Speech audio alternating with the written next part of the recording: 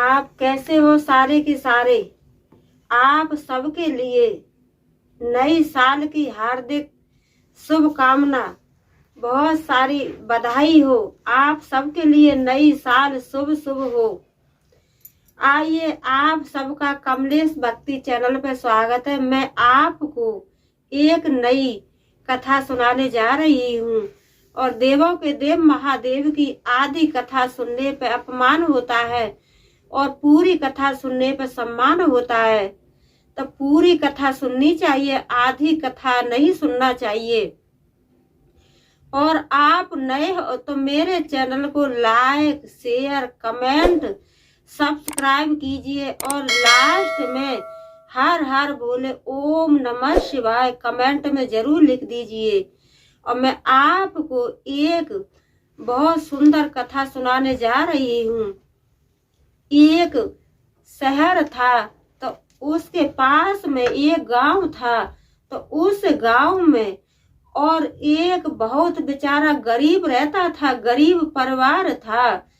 तो बेचारा उसके 4 बच्चे थे और पत्नी थी और अपना था। तो गरीब परिवार था तो वो बेचारा अपना झाड़ी मजदूरी पे काम करता था और उसी से अपना गृहस्थ चलाता था। तो कुछ कभी झाड़ी मजदूरी मिलती थी और कभी नहीं मिलती थी।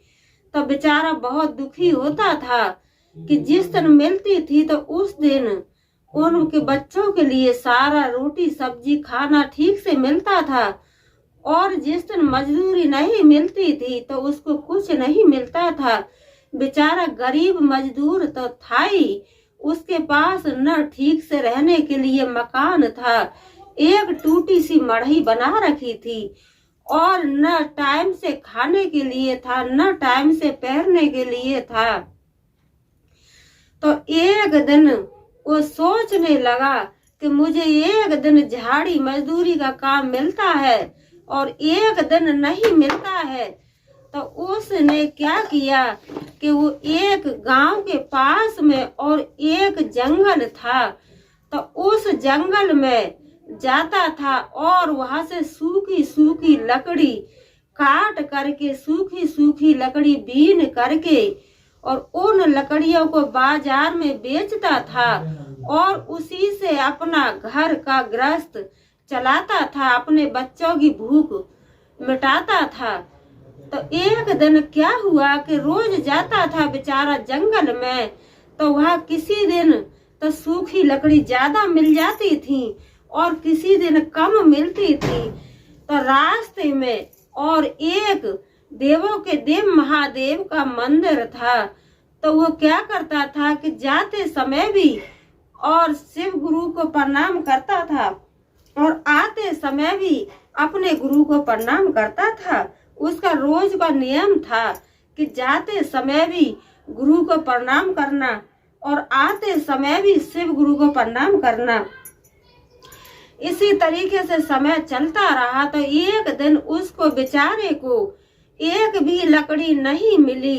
तो बड़े उदास होकर के आ रहा था और सोच रहा था कि अब मेरे बच्चे क्या खाएंगे। बेचारा बहुत गरीब तो था ही।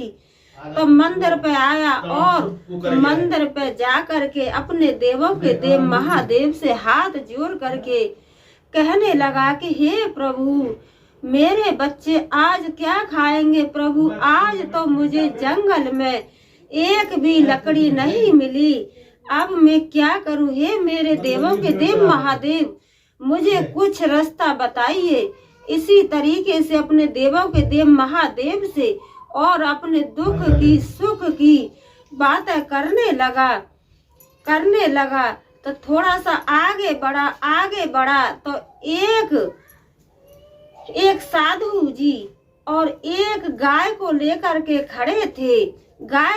खड़े थे और उससे कहने लगे कि भैया, हम एक बुजुर्ग आदमी है और ठंड है, हम ठंड में गाय के लिए चारा पत्ता नहीं कर पाते हैं और इस गाय को तू लेके जा और ये गाय इतना दूध देगी कि तेरे बच्चे, इससे तेरा परिवार भी चलता रहेगा और तेरी जितनी गरीबी है सारी गरीबी दूर हो जाएगी। तो वो साधु तो थे नहीं, वो तो शंकर भगवान ही थे। तो उसने गाय ले ली और गाय लेकर के घर आया। तो उसकी पत्नी गाय को देख करके झगड़ा करने लगी, कहने लगी कि यहाँ से तो गया था जंगल में लकड़ी बीनने के लिए, लकड़ी काटने के लिए, लेकिन ये तो गाय लेकर के आ गया और बच्चों के लिए तो खाने के लिए है नहीं, और इस गाय को कहाँ से खिलाएगा। तो अपनी पत्नी से कहने लगा कि ये गाय इतना दूध देती है कि हमारे बच्चे खूब लस्सी दूध मठा खाएंगे, और इसमें से बाजार में भी बेचने के लिए जाया करूंगा, और जो ये गाय गोबर देगी तो उस गोबर के तू कंडा बनाना, उपले बनाना, तो उससे खाना बन जाएगा। तो पत्नी थी वो और चिढ़ने लगी, गुस्सा होने लगी। शाम हुआ तो अपनी पत्नी से कहने लगा कि तू बाल्टी लेके आ, बड़ी बाल्टी लेके आ, मैं गाय का दूध निकालने जा रहा हूँ। तो पत्नी ने एक बड़ी सी बाल्टी दी, बड़ी बाल्टी दी, तो बाल्टी भर के और दूध गाय ने बाल्टी भर दी।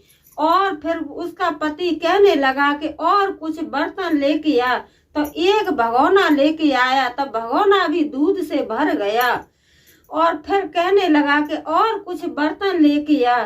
तो वो दूसरा तीसरा बर्तन लाई, तो वो भी दूध से भर गया। तो पत्नी थी बड़ी खुश हुई। तो कुछ बच्चों ने खाया और कुछ खाते पीते थे, और कुछ पास के बाजार में और दूध बेचने के लिए, दूध सप्लाई करने के लिए जाने लगा। तो आस पास के जो पड़ोसी थे वो कहने लगे कि तू ऐसी गाय कहाँ से लेकर के आया है कि तेरे बच्चे भी दूध बूंद खाते पीते हैं, और तू पास के बाजार में दूध की सप्लाई भी करता है। लेकिन उसका गरीब का एक नियम था कि जब वो बाजार में और दूध लेकर के जाता था तो अपने शिव जी पे, अपने शंकर भगवान पर और एक लोटा दूध जरूर अर्पित करता था। उसका नियम था। आते समय भी, सुबह भी और शाम को भी जैसे अपना दूध निकाला और एक लोटा दूध भर के और अपने गुरु पे अर्पित करता था। तो गुरु बहुत खुश होते थे। तो एक दिन आस पास के और गांव वाले सारे कहने लगे कि तूने ये गाय कहीं से चुराई है, कहीं से चुरा करके लाया है, और ये गाय तो एक राजा की है। तो ये सोच करके गांव वालों ने और मीटिंग पंचायत रख दी, और पंचायत में उसे बुलाया और उससे कहने लगे कि तूने तो ये गाय उस राजा की है, तू चुरा करके लाया है। तो वो कहने लगा कि मैं किसी भी राजा की गाय चुरा करके नहीं लाया हूँ, ये तो मुझे एक महात्मा जी ने मुझे दी है, और उन्होंने कहा था कि ये गाय तेरे सारे दुख मुसीबत सब कुछ दूर कर देगी। तो इतनी बात गरीब के मुंह से सुनी। तो जो राजा और मुखिया प्रधान थे, पंच थे, उन्होंने गाय को और उसके खूंटा से खुलवा कर और गाय को ले जाने लगे। तो वो कहने लगा कि भैया ये किसी की गाय नहीं है, ये तो मुझे एक साधु महात्मा जी ने गाय दी है। लेकिन कहते हैं कि देखो कंगाली के 3 नाम और लुच्चा बड़ुआ बेईमान। जब आदमी पे पैसा नहीं होता है, गरीबी होती है, तो उसे हर आदमी बोल करके जाता है। जो न बोलने लायक है वो भी 4 बात बोलने की कोशिश करता है। तो बेचारा जैसे गाय तो खूंटा से खोल करके और लेके जा रहे थे, तो बेचारा अपना भगवान का ध्यान करने लगा और कहने लगा, हे देवों के देव महादेव, हे मेरे सच्चे गुरु, दया कीजिए शिव गुरु, मुझे तो एक साधु ने और गाय दी थी और मेरे गांव वालों ने, मेरे पड़ोसियों ने और सब ने मुझे चोर बना करके और मेरे दरवाजे से गाय को खोल करके लेके जा रहे हैं। तो शंकर भगवान अपने भेष में प्रकट हुए और प्रकट हो करके कहने लगे कि ये गाय किसी भी राजा की नहीं है, ये गाय तो मैंने दी है, ये मेरी गाय है, तुम इस गाय को नहीं ले जा सकते हो। तो शंकर भगवान ने और उनके हाथों से गाय ले करके और गरीब के हाथों में गाय दे दी। तो गरीब बेचारा अपने घर गाय को लेकर के आ गया और अपने बच्चों को अच्छी तरह से दूध दही लस्सी खिलाने लगा और उसी से बाजार में भी दूध की सप्लाई करने लगा।